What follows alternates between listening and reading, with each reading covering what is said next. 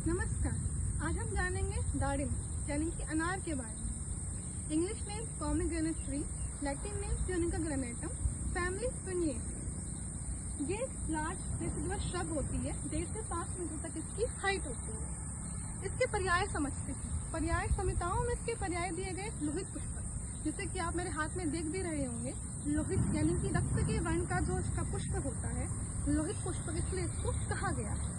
रक्त बीज, दंत बीज यानी कि जो हमारा फ्रूटिंग इसकी होती है, इसके बीज जो इसके अंदर पाए जाते हैं वो रक्त वर्ण के एवं दंत के आकार यानी कि हमारे दांतों के आकार के पाए जाते हैं। शूकेश यानी कि शूक यानी कि जो पैरट के प्रिय है वो शूकेश का अनार है, जिससे इसका नाम शूकेश का रखा है।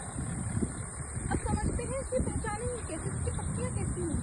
जैसे कि आप इसकी पत्तियों को देख पा रहे हैं, इसकी पत्तियां सिंपल ग्लॉसी यानी थोड़ी चमक इनमें रहती है, अपोजिट और लैंसेलेट शेप की रहती हैं। फिर समझते हैं इसके पुष्प के बारे में। पुष्प इसका स्कारलेट से ब्लड रेड टू ऑरेंज किसी भी वर्ण का पाया जा सकता है।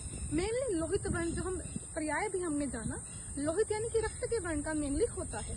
सॉलिटरी होता है और फनल शेप, आप देख रहे होंगे यहाँ से फनल शेप यहाँ से होता है ये। अब जानते हैं इसके फ्रूटिंग के बारे में।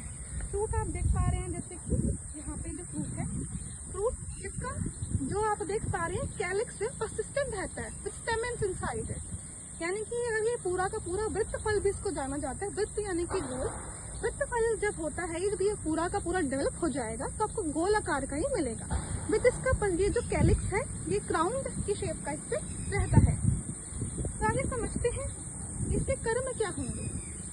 ये जो हम देख रहे हैं, ये हमारा ब्लड रेड कलर का जो हमारा फ्रूट है, इसके जो बीज होंगे ये मधुर रस के पाए जाते हैं। भाव प्रकाश के अनुसार ये 3 तरीके से होते हैं, मधुर, मधुर अम्ल एवं अम्ल।